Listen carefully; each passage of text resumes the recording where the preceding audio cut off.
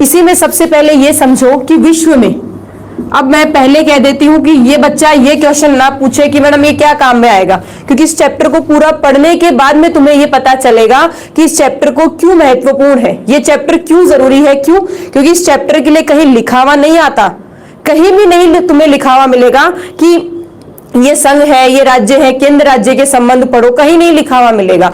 परंतु अगर आपके एग्जाम में आपके पॉलिटिकल साइंस अगर आपके है तो इसका मतलब आपसे क्वेश्चन पूछ सकता है।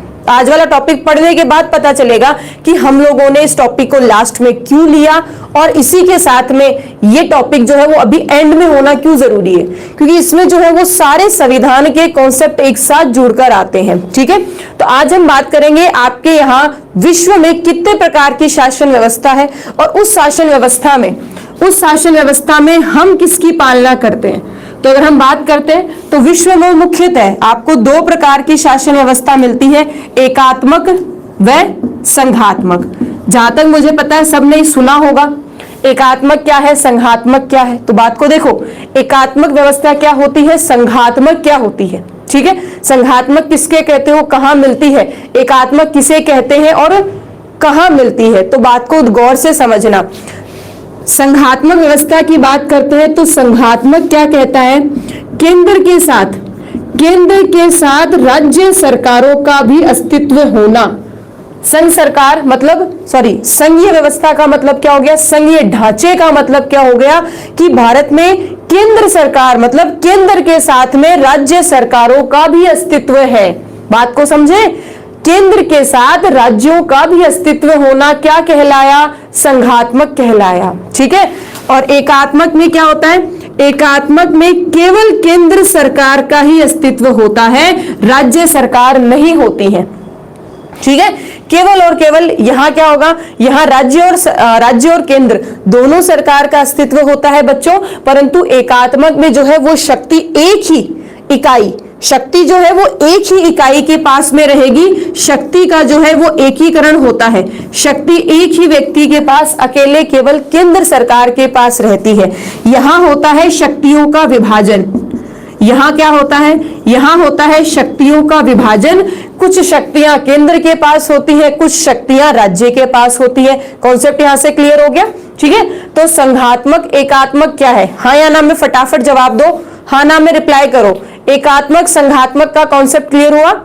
एकात्मक है जहां केंद्र सरकार का अस्तित्व होगा, शक्ति केवल केंद्र के पास। संघात्मक का मतलब केंद्र और राज्य सरकार दोनों का अस्तित्व होना, केंद्र सरकार का अस्तित्व होना, राज्य सरकार का अस्तित्व होना, मतलब शक्तियों का विभाजन होना। पॉइंट यहां तक क्लियर हुआ। अब मेरी बात को समझो। देखो, अगर मैं एकात्मक की बात करूं तो तुम्हें ब्रिटेन में ये व्यवस्था मिलेगी। ब्रिटेन में जो है राज्य सरकारें नहीं है, ब्रिटेन में एक संसद है और वही सारे काम करती है। एकात्मक का उदाहरण तुम्हें ब्रिटेन मिलेगा। ब्रिटेन में क्या है, एकात्मक है। और अगर मैं संघात्मक की बात करूं तो शुद्ध संघात्मक आपको कहां मिलेगा, अमेरिका में मिलेगा। शुद्ध संघात्मक कहां मिलेगा, अमेरिका में मिलेगा।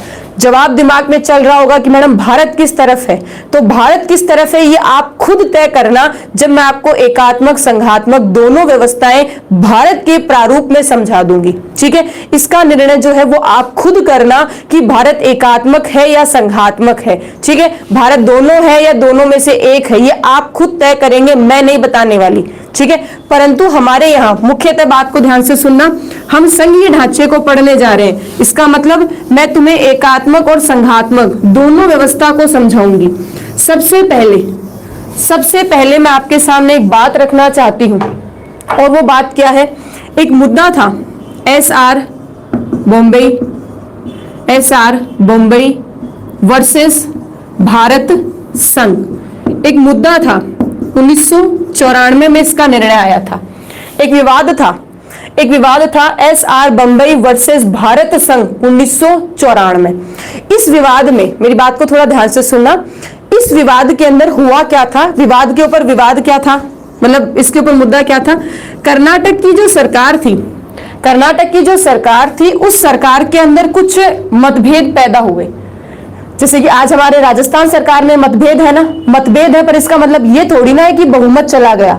होता क्या, कर्नाटक की सरकार में कुछ मतभेद पैदा हुए और मतभेद पैदा होने पर कर्नाटक के राज्यपाल ने केंद्र को कह दिया कि भाई जो कर्नाटक है उसमें बहुमत नहीं है, मतलब सरकार के पास बहुमत नहीं है, संवैधानिक तंत्र विफल हो गया, लगा दो राष्ट्रपति शासन।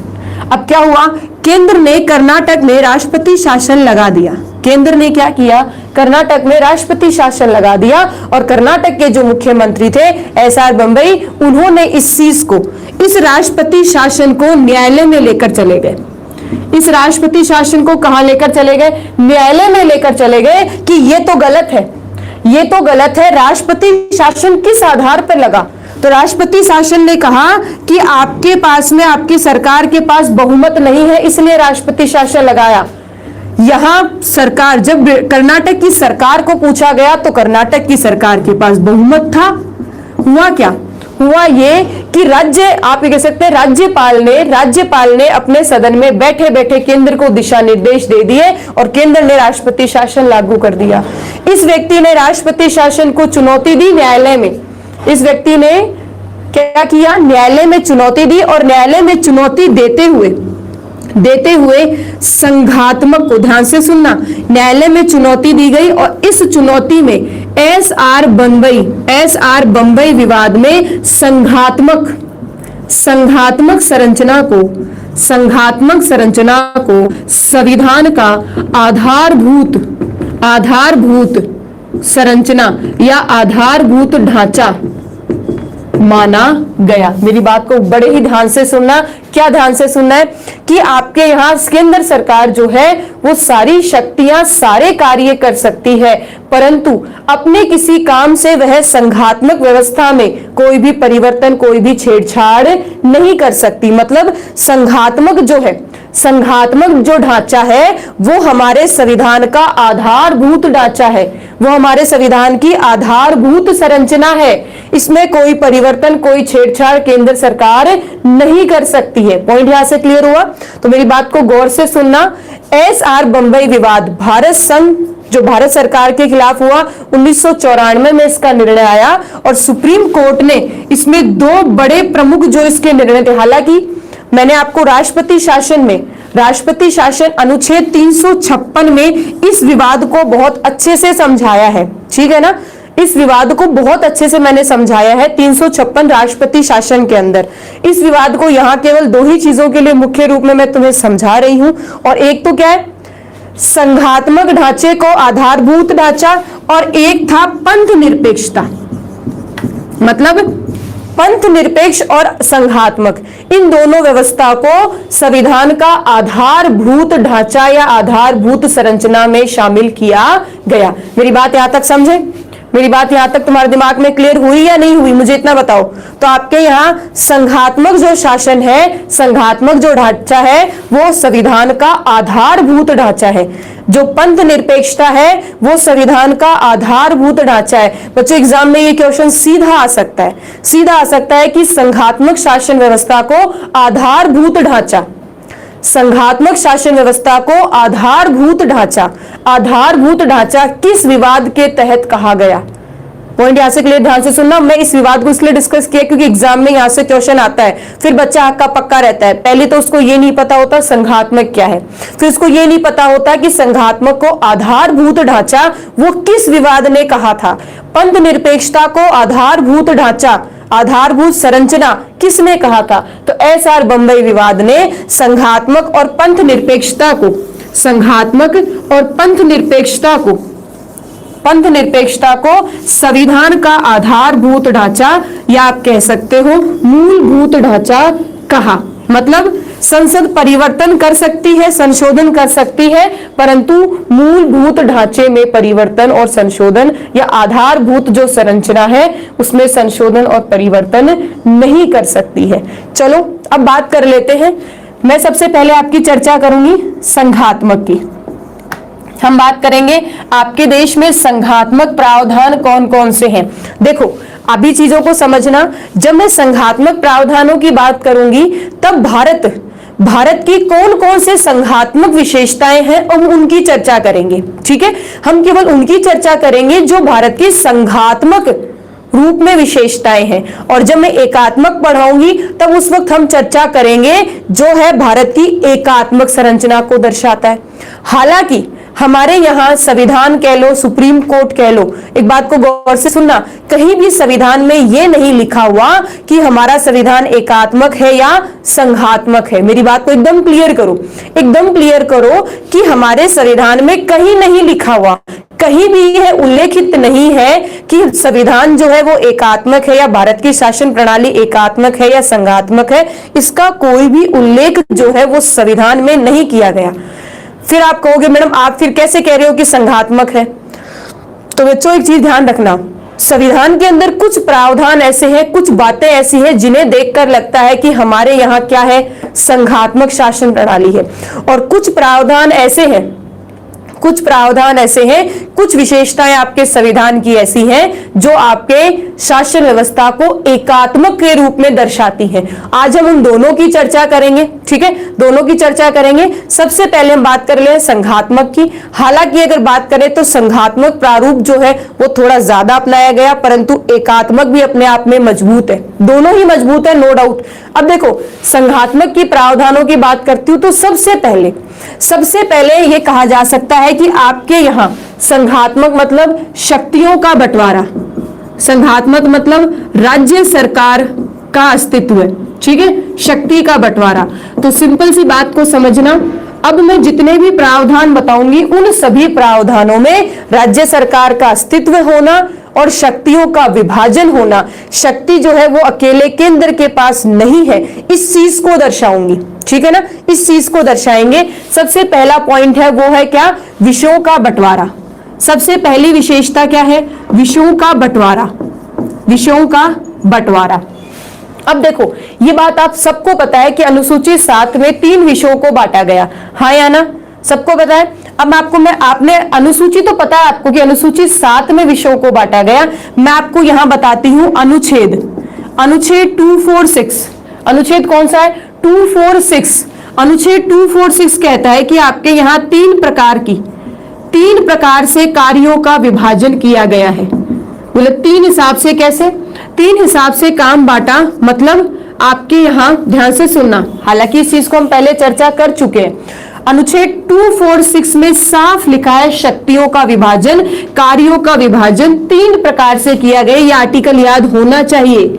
ऐसा नहीं है कि मैंने आपसे पूछा कि बताओ संघ सूची किस विषय में, राज्य सूची, संघ सूची, संवर्ती सूची का जो विषय है वो कहां वर्णित है, तो विषय तो अनुसूची में वर्णित है, ठीक है, परंतु संघ सूची, राज्य सूची, संवर्ती सूची, शक्तियों का विभाजन किस अनुच्छेद में है, शक्तियों का विभाजन किस अनुच्छेद में है, अनुच्छेद 246। बच्चों ध्यान रखो, जितना हो सकता है क्लास को शेयर किया करो। आगे देखो 3 सूचियां हैं, मैं पहले पढ़ा चुकी हूं, जिन बच्चों ने नहीं पढ़ा एक बार थोड़ा सा देख लो। संघ सूची, राज्य सूची और संवर्ती सूची, ये सबको पता है, हाँ या ना, ये सबको पता है। इसको यूं समझो कि एक घर में जब मान लो कोई भी काम होता है, एक घर में कोई भी काम होता है तो हम अलग अलग बांट देते हैं कि भाई ये काम केवल पापा करेंगे, ये काम केवल मम्मी करेगी, ये काम मम्मी पापा मिलकर दोनों करेंगे, काम बांट लेते हैं ना। वैसे ही संघ सूची, राज्य सूची, संवर्ती सूची आपके पूरे देश के पूरे देश में जितने भी कार्य होते हैं, पूरे देश में जितने भी कार्य होते हैं उन काम को 3 भागों में बांटा गया, उन सभी कार्यों को 3 भागों में बांटा गया है। 3 भागों में एक संघ सूची, एक राज्य सूची है, एक संवर्ती सूची है, ठीक है, संघ सूची है, राज्य सूची है, संवर्ती सूची है। संघ सूची में विषय कितने, संघ सूची में विषय पहले तो थे 97, अब कितने हो गए 100, ठीक है, 97 अब कितने हो गए 100। राज्य सूची में विषय पहले कितने थे 66, अब कितने हो गए 61, ठीक है। और संवर्ती सूची में जो विषय थे वो कितने थे 47 और अब कितने हो गए 52, अब कितने हो गए 52, अब कितने हो गए 52। पॉइंट यहां तक क्लियर हुआ। तो संघ सूची में विषय कितने, पहले कितने थे 97, अब कितने हो गए 100, बढ़ा दिए। राज्य सूची में विषय 66 थे, घटा दिए, 61 कर दिए, 5 कम कर दिए, ठीक है। और संवर्ती सूची में 47 विषय थे, 5 बढ़ाकर कितने कर दिए 52 कर दिए। पॉइंट यहां तक क्लियर है, ठीक है ना। अब देखो संघ सूची के जो विषय थे इनके इसके अंदर मतलब संघ सूची में जो विषय है उन सभी विषयों पर केवल और केवल संसद कानून बना सकती है। उन विषयों पर केवल और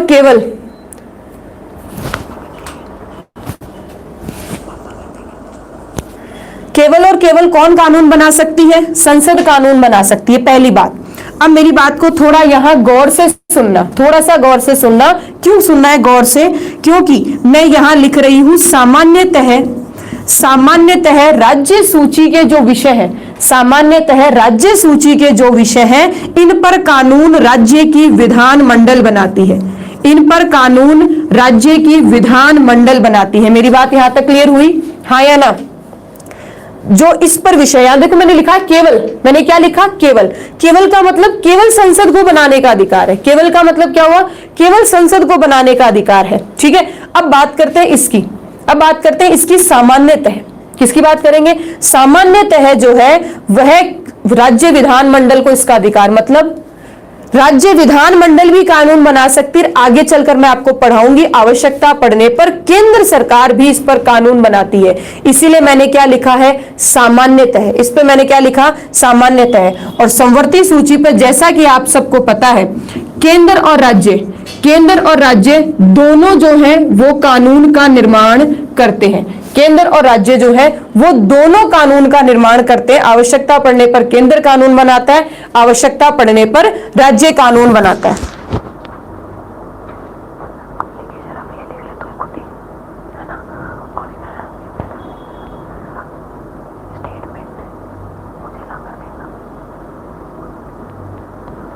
ठीक है, देखो पॉइंट यहां से क्लियर हो गया। तो अब देखो इसको देखकर, इस संरचना को देखकर लगता है कि आपके यहां राज्यों को भी शक्तियां मिली हैं। इसको देखकर क्या लगता है? राज्यों को भी शक्तियां मिली है।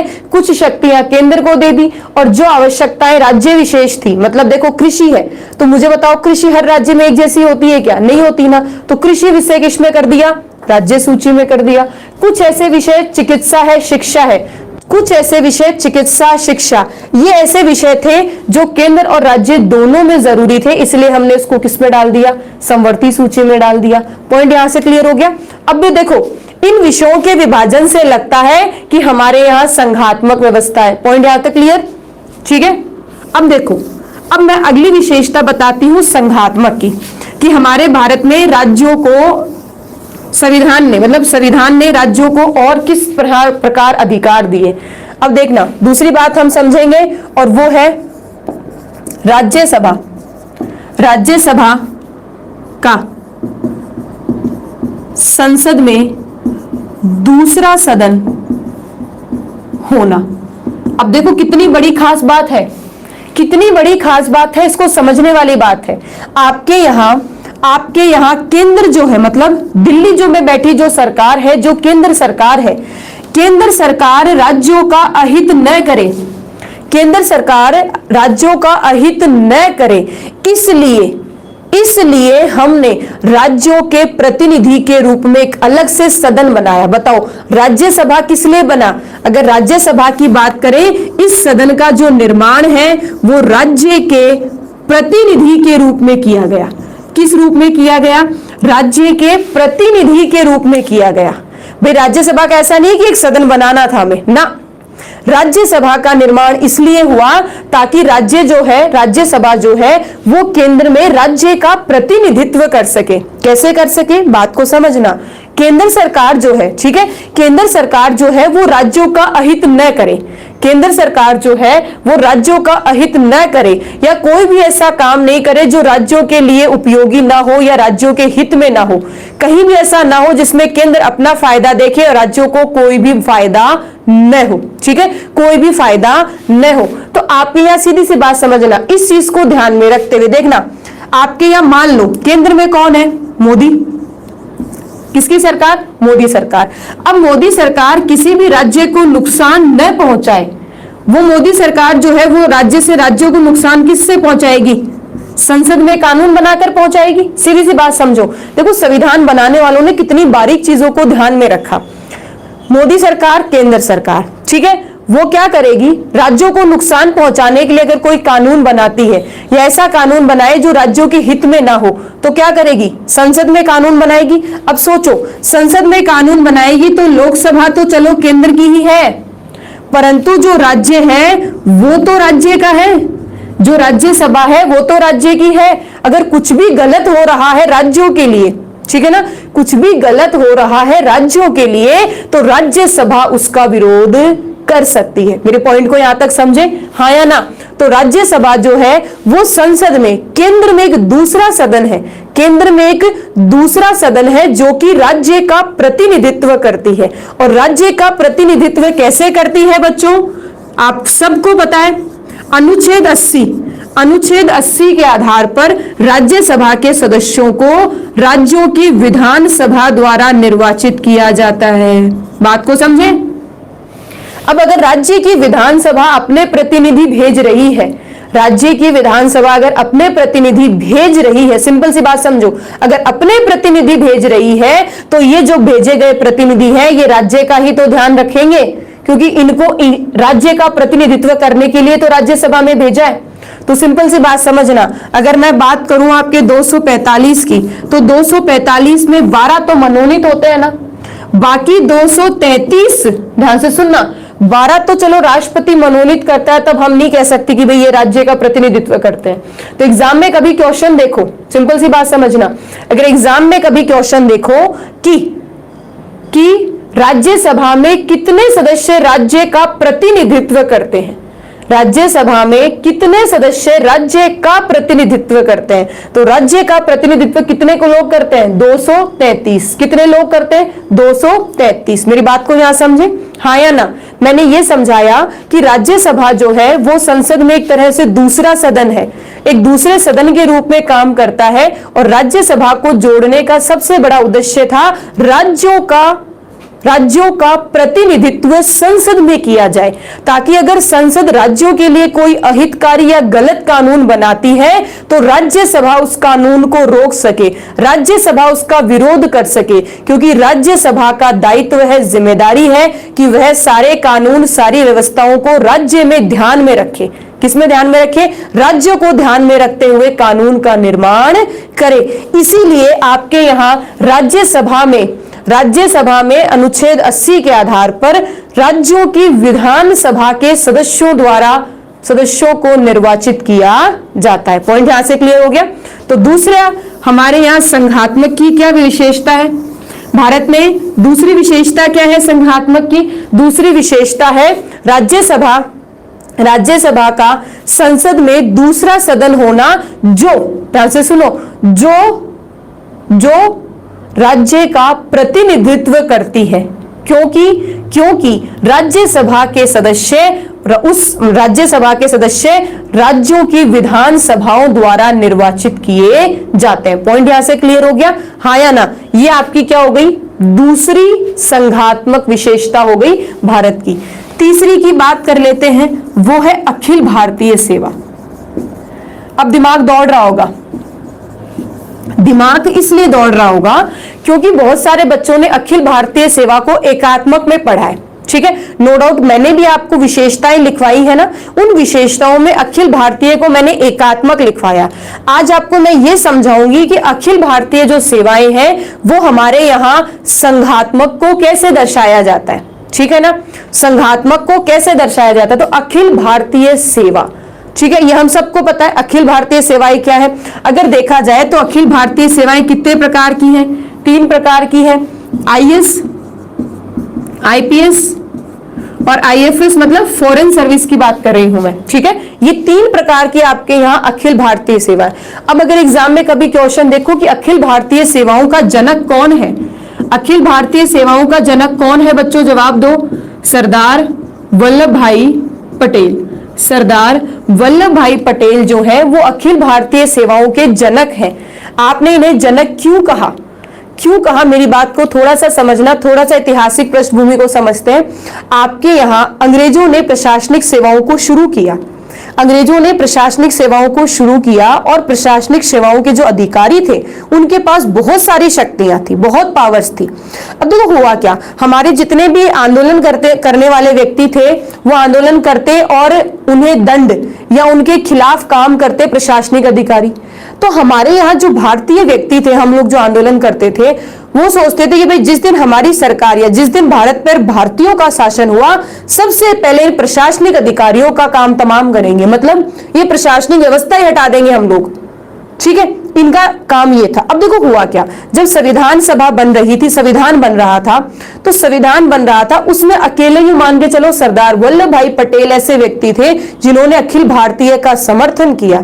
बाकी जितने भी संविधान सभा के जो सदस्य थे वो इनके समर्थन में बिल्कुल नहीं थे। संविधान सभा के जो सदस्य थे वो इनका समर्थन बिल्कुल नहीं करते थे। क्यों? कि ये जो प्रशासनिक अधिकारी होते हैं, ये जो प्रशासनिक अधिकारी होते हैं, ये अधिकारी इनके पास पावर बहुत ज्यादा होती है, इनके पास पावर बहुत ज्यादा होती है, इस पावर का दुरुपयोग वो कर सकते हैं, ठीक है। तो हम इस पद को ही हटा देते हैं, हम प्रशासनिक अधिकारियों के पद को ही हटा देते हैं, काम ही खत्म कर देते हैं, ठीक है ना, पद को ही हटा देते हैं, काम ही खत्म कर देते हैं। तो सिंपल सी बात समझो, हमारी जो पॉलिटिकल की क्लास है वो रेगुलरली 3 बजे होती है, ठीक है ना।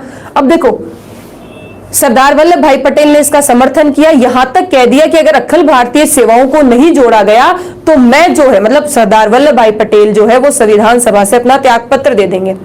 तो बाकी सब लोगों ने सोचा भाई आपके जो सरदार वल्लभ भाई पटेल है इनको प्रशासनिक अधिकारियों से इतना प्रेम क्यों है, अखिल भारतीय सेवाओं के समर्थन में क्यों है। तो बात को समझना, यहां बात सबसे महत्वपूर्ण इसलिए है क्योंकि सरदार वल्लभ भाई पटेल ने कहा कि भाई आप सबको क्या लगता है जो देसी रियासतों का एकीकरण हुआ है, जो ये देसी रियासतों का एकीकरण हुआ है, क्या मैंने किया है, मतलब क्या सरदार वल्लभ भाई पटेल ने किया है? नहीं, सरदार वल्लभ भाई पटेल के नियंत्रण में जो बहुत सारे प्रशासनिक अधिकारी थे, उन अधिकारियों ने अलग अलग राज्यों से मिले, अलग अलग राजाओं से मिले, उनको समझाया, उनसे समझौता किया और तब जाकर हमारा भारत क्या हो पाया, एकीकृत हो पाया।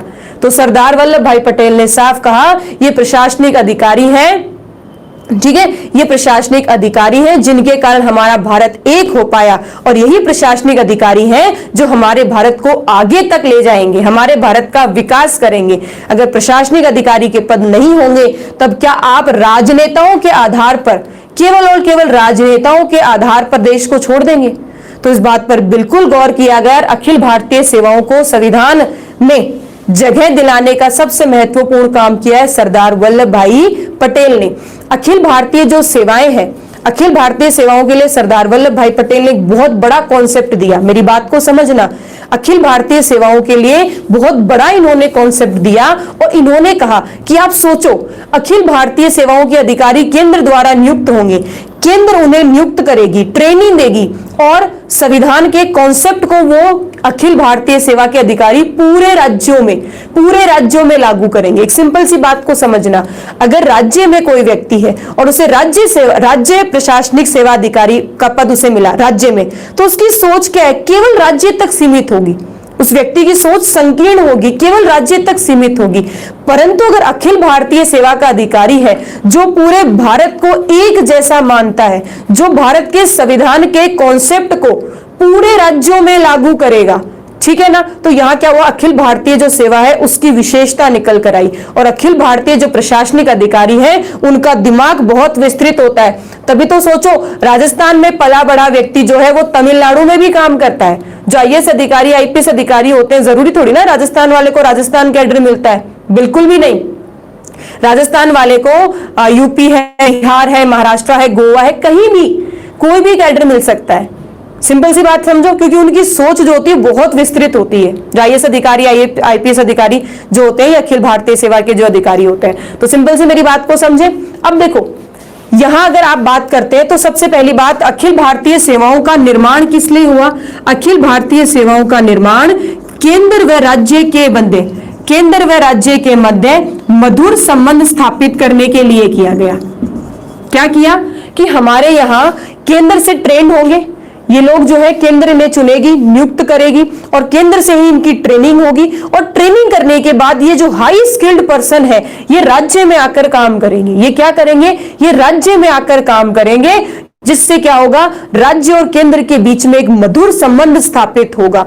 तो राज्य और केंद्र के बीच में मधुर संबंध स्थापित करने का काम कौन करती है, अखिल भारतीय सेवा। आगे चलकर मैं ध्यान से सुनना, जो चीजें अभी पक्ष में बता रही हूं ना, यही बातें मैं आपको विपक्ष में भी समझाऊंगी। अखिल भारतीय सेवा जो है वो संघात्मक में भी है और एकात्मक में भी है, दोनों में है, ठीक है ना, दोनों में है। तो ये जो कॉन्सेप्ट मैं यहां समझा रही हूं इसको अपोजिट समझाऊंगी, इससे बिल्कुल विपक्ष अलग समझाऊंगी मैं, ठीक है ना। यहां तक क्लियर, केंद्र व राज्य के बीच में मधुर संबंध। अब देखो एक और बात ध्यान से सुनना, ये जो आईएएस अधिकारी होते हैं, ये जो आईएएस अधिकारी होते हैं, सिंपल सी बात हम सबको पता है, ये राज्य में काम करते हैं, राज्य में काम करते हैं तथा लगभग 10 साल या मान लो 10 से 15 साल अगर ये राज्य में काम कर लेते हैं तो कुछ काम फिर कुछ समय बाद इनको केंद्र में भी बुलाया जाता है, ठीक है। एक बात समझना, यहां से कॉन्सेप्ट निकल कर आया था 1905 में। 1905 में थे आपके लॉर्ड कर्जन, नाम पता है, ठीक है। 1905 में आपके वायसराय थे लॉर्ड कर्जन। तो लॉर्ड कर्जन ने यहाँ एक नियम, एक व्यवस्था शुरू की थी जिसे आप कहते हैं टेन्योर सिस्टम, जिसे आप क्या कहते हैं, टेन्योर सिस्टम, पदावधि, जिसे आप क्या कहोगे, पदावधि, टेन्योर सिस्टम। इस सिस्टम में क्या था, थोड़ा सा ध्यान रखना, इस सिस्टम में क्या कहा था, मतलब लॉर्ड कर्जन ने जो टेन्योर सिस्टम लागू किया है ना, वो सिस्टम जो है वो आज भी प्रशासनिक अधिकारियों में ये क्या है, लागू है, ठीक है ना, आज भी लागू है। कैसे, आप सबने मुझे एक बात बताओ, कैडर नाम सुना है क्या, कैडर नाम सुना है, कैडर। अगर कोई बच्चा पीसीएस की तैयारी कर रहा है या मान लो सिंपली अगर किसी को आईएएस वगैरह का नॉलेज भी है तो बच्चा कैडर का नाम सुनता है, हाँ या ना, कैडर का नाम सुना है, सबने सुना है, तब तो मैं आगे चलकर इस चीज को शुरू करूं। पॉइंट ऐसे क्लियर। अब देखो कैडर जो है, कैडर इसमें क्या होता है, जैसे कि आईएएस अधिकारी प्री अगर कोई फॉर्म भरा, अगर किसी बच्चे ने प्री का फॉर्म भरा तो प्री के फॉर्म में तो कुछ नहीं पूछते, जनरल इंफॉर्मेशन पूछते हैं, ठीक है, 10th 12th की मार्कशीट वगैरह फॉर्म आपने सबमिट कर दिया। प्री क्लियर होने के बाद में मेंस का फिर फॉर्म भरा जाता है, ठीक है ना, फिर मेंस का वापस फॉर्म भरते हैं। मेंस का फॉर्म भरने के बाद में आपसे फिर पूछते हैं कि भाई कल को आपका मेंस में हो गया, फिर आपका इंटरव्यू होगा, और इंटरव्यू होने के बाद में आपको कौन से राज्य में जाना है, कैडर का मतलब हो गया किस राज्य में आपका कार्य होगा, आप जीवन भर किस जगह काम करना चाहते हैं, किस राज्य में काम करना चाहते हैं, ये इसको कहते हैं कैडर, ठीक है, इसको कहते हैं कैडर। अब देखो यहां जब आपसे पूछा जाता है कि किस कैडर में काम करना है, तो मान लो मैं राजस्थान से हूं, तो मैं क्या कहूंगी, मैं राजस्थान से हूं तो मैं क्या कहूंगी कि भाई मैं राजस्थान कैडर चाहिए। फिर उसमें ऑप्शंस भरे जाते हैं, राजस्थान, यूपी, एमपी, बिहार, हरियाणा, मतलब जहां जहां आपको जाना होता है। अब जितनी अच्छी आपकी रैंक होती है, मान लो बहुत अच्छी आपको रैंक मिलती है तो जो कैडर आपको चाहिए वही मिल जाता है। जितनी आपकी लोएस्ट रैंक होती है उसके अकॉर्डिंग आपको जो कैडर मिलना होता है, जो खाली होती है जहां सीटें, वो मिलता है। अब देखो इसमें क्या होता है, कैडर जो है वो चेंज नहीं होता। मतलब मान लो राजस्थान का कोई है और राजस्थान के किसी व्यक्ति को मणिपुर कैडर मिलेगा तो वो जीवन भर मणिपुर कैडर में ही रहेगा। दो ही चीज है, या तो उसका विवाह ऐसे ही प्रशासनिक अधिकारी से हो जाए जिसका कैडर दूसरा हो, कैडर तब चेंज होगा, या तो शादी हो जाए किससे, ऐसे प्रशासनिक अधिकारी से जिससे आप अपना कैडर चेंज कर सको। अब मान लो मणिपुर में किसी का कैडर हो गया, कोई आईएएस अधिकारी है मणिपुर में, परंतु उसने विवाह कर लिया राजस्थान के आईएएस अधिकारी से, तो क्या होगा, इन दो मणिपुर वाला अपना कैडर चेंज करके कहां आ सकता है, राजस्थान आ सकता है। या फिर दूसरी कंडीशन होती है, अगर कोई व्यक्ति, कोई आईएएस आईपीएस अधिकारी जो है वो किसी राज्य में जाता है और उस राज्य के जलवायु, क्लाइमेट, वातावरण से उसके जो शरीर है वो स्वस्थ नहीं रह पाता, बीमार रहता है, ठीक है ना, शारीरिक रूप से परेशान है, तो उस दौरान भी उसका क्या कर सकते हैं, कैडर चेंज होता है। पर दूसरे वाले कंडीशन में बहुत मुश्किल है कैडर चेंज होना, ठीक है ना, बहुत मुश्किल होता है। ऐसा नहीं है बीमार दिखा दो खुद को, जैसे स्कूल में नहीं होता था कि छुट्टी मिल जाती थी, जैसे बीमारी का आप एक सिंपल सा कागज लेकर दिखा देते थे पहले, मतलब ऐसा नहीं होता, बहुत मुश्किल होता है कैडर चेंज होना। तो सिंपल सी बात को समझना, क्या होता है यहाँ लॉर्ड कर्जन ने यह कहा था कि आपके जो अखिल भारतीय प्रशासनिक अधिकारी होंगे वो 10 साल काम करेंगे राज्य में और फिर इनको 4-5 साल के लिए केंद्र में बुलाएंगे, फिर इनको वापस इनके कैडर में भेज देंगे और आवश्यकता पड़ती है तो फिर 10-15 साल बाद वापस राज्य बुला लेंगे। ये था आपका टेन्योर सिस्टम, ठीक है। टेन्योर सिस्टम 1905 में लॉर्ड कर्जन के द्वारा इसको शुरू किया गया था। इसी के द्वारा आप कह सकते हो जो व्यक्ति है, जो अखिल भारत, जो आपके प्रशासनिक अधिकारी है, वो राज्यों में काम करता है। पॉइंट यहां से क्लियर हो गया। अब देखो, तो तीसरा उदाहरण क्या है? अखिल भारतीय सेवा। अखिल भारतीय सेवा जिसके अधिकारी ट्रेंड या नियुक्त तो होते हैं केंद्र से, परंतु काम कहां करते हैं? काम करते हैं अलग अलग राज्यों में। बात यहां तक समझे? चलो, चौथी विशेषता है वो है संविधान की सर्वोच्चता। चौथी विशेषता क्या है बच्चों? संविधान की सर्वोच्चता। तो आपके यहां संघात्मक व्यवस्था, संघात्मक व्यवस्था किस आधार पर दिखती है? किस आधार पर दिखती है? संविधान की सर्वोच्चता के आधार पर दिखेगी। मेरी बात को थोड़ा ध्यान से सुनना, इस चीज को थोड़ा सा ध्यान से सुनना। देखो, आपके यहां संविधान की सर्वोच्चता कैसे है और संविधान की सर्वोच्चता होने में संघात्मक कैसे है, इस चीज को सोचना है थोड़ा सा। कैसे सोचना है? देखो, आपके यहां राज्यों से पूछा कि भाई, राज्यों से हमने कहा कि आप सब मिल जाओ, सभी राज्य इकट्ठा हो जाओ, सब राज्य मिलकर जो है वो हम आपको संघात्मक स्वरूप को अपनाएंगे, संघात्मक ढांचे को अपनाएंगे, जिसमें आपको भी, मतलब राज्यों को भी अधिकार दिए जाएंगे, राज्यों की भी सरकार होगी।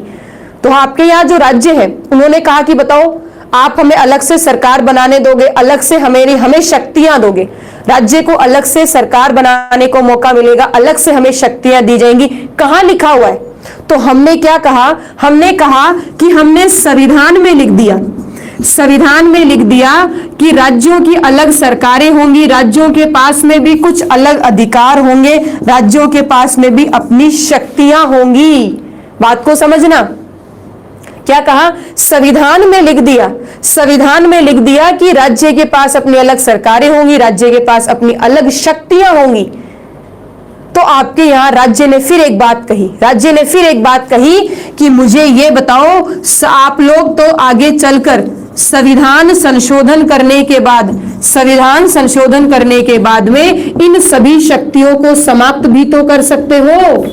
देखो कितनी बड़ी बात कही। राज्यों ने कहा हम शामिल तो हो रहे हैं, हम शामिल तो हो रहे हैं, और आप संविधान में लिखित हमें दे भी रहे हो कि आपको अलग से अधिकार होंगे, हमारे यहाँ संघात्मक व्यवस्था को अपनाएंगे अपन, देखो अलग अलग शक्तियां होंगी। परंतु आगे चलकर मान लो, आगे चलकर मान लो आप लोग, मतलब संसद ही तो संविधान संशोधन करती है, संसद ही तो करेगी।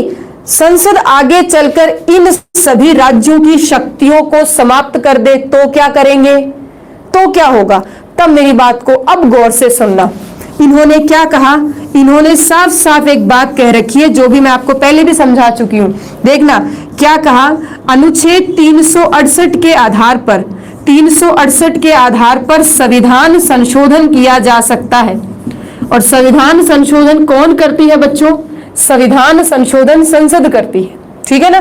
368 के आधार पर संविधान संशोधन संसद करेगी, संविधान संशोधन संसद करेगी, ठीक है। परंतु संसद ऐसा कोई संविधान संशोधन नहीं कर सकती जो हमारे आधारभूत ढांचे में, आधारभूत संरचना या आधारभूत ढांचे में परिवर्तन करे। मतलब हमारे यहां संघात्मक व्यवस्था, संघात्मक व्यवस्था आधारभूत ढांचा है। संघात्मक व्यवस्था क्या है? आधारभूत ढांचा है। और हमारे यहां संसद संविधान संशोधन तो कर सकती है, ध्यान से सुनना, संविधान संशोधन तो कर सकती है, परंतु संसद हमारे आधारभूत ढांचे में परिवर्तन नहीं कर सकती है, आधारभूत ढांचे में संशोधन नहीं कर सकती है, ठीक है। पॉइंट है, समझे। और संघात्मक क्या है? राज्यों को अलग शक्ति मिलना, राज्यों की अलग सरकार होना, ये क्या है? आधारभूत ढांचा है। ये क्या है? आधारभूत ढांचा है। एक बात और समझ लो, अब एक बात और समझो। राज्यों ने कहा कि मान लो कि संविधान संशोधन जो है संसद करती है, और संसद ने आधारभूत ढांचे के आधार पर संघात्मक में परिवर्तन नहीं कर सकती। पर एक बात और पूछ ली कि बताओ अगर कर दिया तो? एग्जाम्पल समझना, बात को समझना, कितनी गहराई से बात है कि अगर संविधान संशोधन कर दिया तो तब क्या होगा? तो कहा अगर संविधान संशोधन कर दिया तो अनुच्छेद 13 में लिखा है, ध्यान से सुनना, अनुच्छेद 13 में लिखा है कि अगर कोई भी ऐसी विधि बनती है, कोई भी ऐसी विधि बनती है जो असंवैधानिक है, कोई भी ऐसी विधि बनती है जो असंवैधानिक है, उस विधि को न्यायपालिका असंवैधानिक घोषित करके समाप्त कर सकती है। पॉइंट यहां से क्लियर हुआ? देखो, मैंने 3 से 4 बातों को एक साथ जोड़ा है। मुझे हाँ ना में जवाब दो। क्या चीजों को समझा? क्या तुमने इस चीज को, इस कॉन्सेप्ट को समझा? क्योंकि मैं ये कहती हूँ, कोई बच्चा पीसीएस की एग्जाम दे रहा है तो उसको जब मेंस लिखना होगा ना, तो उसके लिए बहुत शानदार मौका है कि इस कॉन्सेप्ट को यही क्लियर करो। ठीक है ना? देखो, संविधान की सर्वोच्चता मतलब क्या है? संविधान में साफ क्या कहा कि संविधान बनाने वालों ने कि भाई संविधान में हम क्या करेंगे, राज्यों को अलग से शक्ति देंगे, राज्यों की अलग से सरकार होगी, राज्यों की अलग से व्यवस्थाएं होंगी। हमने मान लिया कि बिल्कुल राज्यों को अलग से शक्ति देंगे और हम क्या करेंगे, संविधान में लिखित में दे देंगे। फिर हमने पूछा कि संविधान में लिखित में दे दोगे, परंतु कल को आपने संविधान संशोधन कर दिया तो बोला कोई दिक्कत नहीं है। हमने ये कह दिया कि संविधान संशोधन तो कर सकते हैं, परंतु आधारभूत संरचना में परिवर्तन नहीं होगा, और संघात्मक जो है वो हमारे आधारभूत संरचना है, तो उसमें संशोधन नहीं होगा। बोला अच्छी बात है। फिर कहा कि मान लो आपने संशोधन कर दिया तो, फिर भी कर दिया तो, अरे बोला अगर फिर भी संशोधन कर दिया तो अनुच्छेद 13 के आधार पर न्यायपालिका न्यायिक पुनरावलोकन के आधार पर ऐसी विधि को असंवैधानिक घोषित करके समाप्त कर देगी। इससे यह पता चलता है कि राज्य सरकार और राज्य की शक्तियां, या हमारे देश में हमारे संविधान में जो संघात्मक व्यवस्था है उसको मुख्य रूप में जोड़ दिया। संघात्मक व्यवस्था को समाप्त करने के कोई भी प्रावधान नहीं है, संघात्मक को खत्म करने का कोई भी मार्ग नहीं है। हमारा संविधान जो है वो संघात्मक है और आगे भी बना रहेगा। मेरी बात को यहां से क्लियर समझे? हाँ या ना? हाँ या ना? अगर क्लास अच्छी लग रही है तो क्लास को शेयर करो। ठीक है? मेरा ऐप भी ऐप में जो आपका पॉलिटिकल साइंस में, उसमें आपका जो है मेरा ऐप में मेरा कोर्स लॉन्च हो चुका है। आप चाहे तो वो पर्सनली पूरा सेपरेट कोर्स भी परचेज कर सकते हैं। चलो, अगर इस कॉन्सेप्ट को समझ लिया तो मैं अगली आपसे बात कर रही हूं, वो है आपका 5वां बिंदु है क्या? चलो, 5वां बिंदु है स्वतंत्र न्यायपालिका। 5वां बिंदु क्या है? स्वतंत्र न्यायपालिका। तो अब बात कहोगे कि मैडम ये बताओ, स्वतंत्र न्यायपालिका होने से हमारे संघात्मक में क्या फर्क पड़ता है? ठीक है, अगर स्वतंत्र न्यायपालिका है तो हमारे संघात्मक में क्या फर्क पड़ता है? स्वतंत्र न्यायपालिका से संघात्मक में क्या फर्क पड़ेगा? बात को गौर से सुनना, यहां मेरी बात को गौर से सुनना। स्वतंत्र न्यायपालिका में सबसे पहली चीज क्या है? न्यायाधीशों की नियुक्ति में सरकार का कोई योगदान नहीं होता। आपकी जो केंद्र सरकार है, बात को ध्यान से सुनना, जैसे कि केंद्र की शक्तियां अलग, राज्य की शक्तियां अलग, वैसे न्यायपालिका भी अलग, वैसे ही न्यायपालिका अलग। केंद्र अपना काम करे, राज्य अपना काम करे और न्यायपालिका अपना काम करे। मतलब सोचो, तीनों को अलग अलग हिस्सों में बांट दिया, तीनों के अलग अलग काम कर दिए। बात को समझना। सबसे पहली बात क्या है? स्वतंत्र न्यायपालिका में कि जो न्यायाधीश होते हैं उन न्यायाधीशों की नियुक्ति, ठीक है ना, न्यायाधीशों की नियुक्ति जो है उसमें सरकार का कोई भी योगदान नहीं होता। ठीक है, न्यायाधीशों की नियुक्ति में सरकार का कोई भी योगदान नहीं होता। दूसरी बात समझना, ये सबसे बड़ी खास बात आपको मैं पहले भी पढ़ा चुकी हूं, यहां फिर रिपीट कर रही हूं, ध्यान से सुनना। आपके यहां जो न्यायाधीश है उनकी सेवा शर्तों का मतलब उनके कार्यकाल, उनके वेतन में अलाभकारी परिवर्तन नहीं किया जा सकता। बात को समझे? सोचो, एक बात, कॉन्सेप्ट को समझना। यहां न्यायाधीशों की नियुक्ति में सरकार को योगदान नहीं है, और दूसरी बात क्या है? जो अलाभकारी मतलब जो सेवा शर्तें हैं, वेतन है, कार्यकाल है, इसमें अलाभकारी परिवर्तन नहीं किया जा सकता। और तीसरी बात क्या है? वो ये है कि इनको हटाने की जो विधि है उसमें भी संसद को 2/3 विशेष बहुमत से संसद हटा सकती है। संसद हटा सकती है। अब सोचो, समझना, एक बात को समझना, यहां इसलिए जरूरी है कि देखो न्यायाधीश जो है, न्यायपालिका स्वतंत्र होगी या नहीं होगी, कैसे? क्योंकि देखो नियुक्ति करने में सरकार कोई योगदान नहीं दे सकती, नियुक्ति करने में सरकार कोई योगदान नहीं दे सकती। दूसरी बात, अलाभकारी परिवर्तन, ठीक है, अलाभकारी परिवर्तन मतलब अगर कोई व्यक्ति कोई न्यायाधीश पद पर बैठा है तो उसके कार्यकाल में उसके वेतन भत्तों में कमी नहीं कर सकती, बढ़ोतरी कर ले कमी नहीं कर सकती।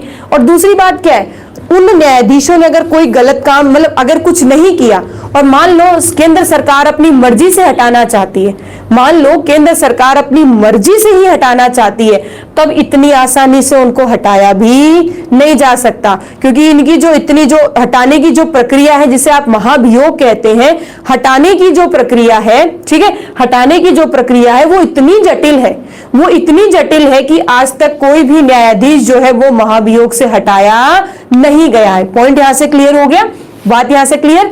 तो देखो न्यायाधीशों की नियुक्ति सरकार का कोई योगदान नहीं, सरकार जो है अलाभकारी परिवर्तन नहीं कर सकती। दूसरी बात, संसद जो है वो 2/3 विशेष बहुमत से ही हटा सकती है, हटाने की जो प्रक्रिया है वो बहुत ज्यादा जटिल है। बात को समझे, बहुत ज्यादा जटिल है। चलो अच्छा, एक प्रश्न मैं तुमसे पूछती हूं, मेरे प्रश्न का जवाब देना। प्रश्न ये है कि संविधान की